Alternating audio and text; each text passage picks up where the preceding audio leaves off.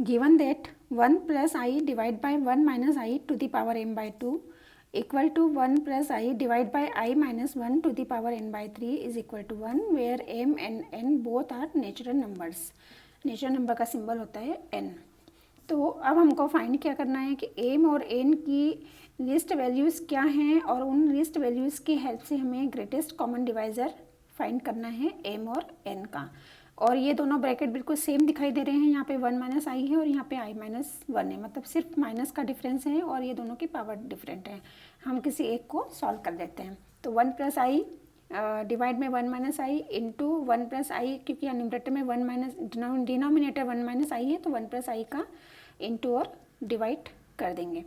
अब इससे फ़ायदा क्या होगा कि ये जो 1 प्लस आई का होल स्क्वायर, तो ये होल स्क्वायर का फार्मूला अप्लाई कर देते हैं, A square plus B square plus 2 into A into B, और डिवाइड में A minus B A plus B, so 1 square minus I square. अब इसको सॉल्व करें तो ये आई का स्क्वायर माइनस 1 बनेगा, इस 1 से कैंसिल, और 2 इंटू 1 इंटू आई मतलब 2i, और यहाँ पे 1 स्क्वायर आई का स्क्वायर माइनस 1 और ये माइनस मिला के प्लस, तो प्लस 1 और 1 मिला के 2, तो 2 से 2 भी कैंसिल, केवल आई। और अब इस ब्रैकेट की पावर कितनी थी 1/2 m बाई 2, तो m अपॉन 2, और ये किसके इक्वल है 1 के, तो यहाँ पे हो गया 1। अब i की पावर m अपॉन 2 है, तो इस 1 को i के फॉर्म में लिखना हो तो हम क्या लिखेंगे, i की पावर 4, क्योंकि i की पावर 4 1 होके 1 के बराबर हो जाती है, या फिर i की पावर 4 इंटू 2, या फिर i की power 4 into 3 and so on.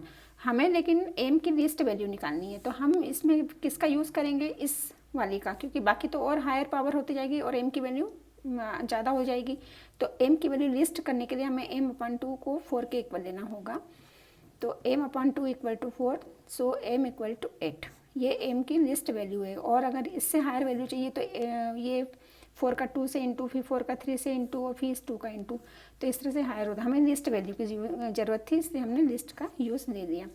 अब सेकेंड ब्रैकेट जो था वो सेम टू सेम बनेगा, पर यहाँ आई की पावर m अपॉन 2 आया था, यहाँ पे माइनस आई की पावर n अपॉन 3 हो जाएगा बस। और ये भी किसके इक्वल है n1 के।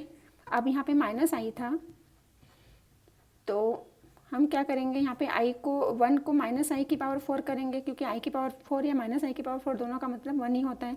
या अगर हायर पावर लेना हो तो हम क्या करेंगे, 4 इंटू 2 एंड डैश डैश। तो हमें यहाँ पे भी लिस्ट वैल्यू चाहिए, इसलिए हम यहाँ पे लिस्ट वैल्यू 4 का यूज़ करेंगे, तो n हो जाएगा 12। ये n की लिस्ट वैल्यू आ गई 12 और m की लिस्ट वैल्यू आई 8। तो अब हमको क्या दिखाई दे रहा है कि m और ये जो 8 आया m की वैल्यू और जो n की वैल्यू 12 आई है वो लिस्ट वैल्यूज़ हैं। अब हमको इसका ग्रेटेस्ट कॉमन डिवाइज़र निकालना है, तो हम कैसे निकालेंगे, 8 के फैक्टर्स निकालेंगे, 12 के भी फैक्टर्स निकालेंगे। अब इन फैक्टर्स में कॉमन कौन कौन से फैक्टर्स हैं, ये दोनों में 2 कॉमन है, ये दोनों 2 कॉमन है, बाकी और कोई कॉमन नहीं है। तो जो कॉमन है, एक तो यहाँ से 2 है, एक यहाँ से 2 है, तो 2 2 जा 4, तो ये हुआ आंसर।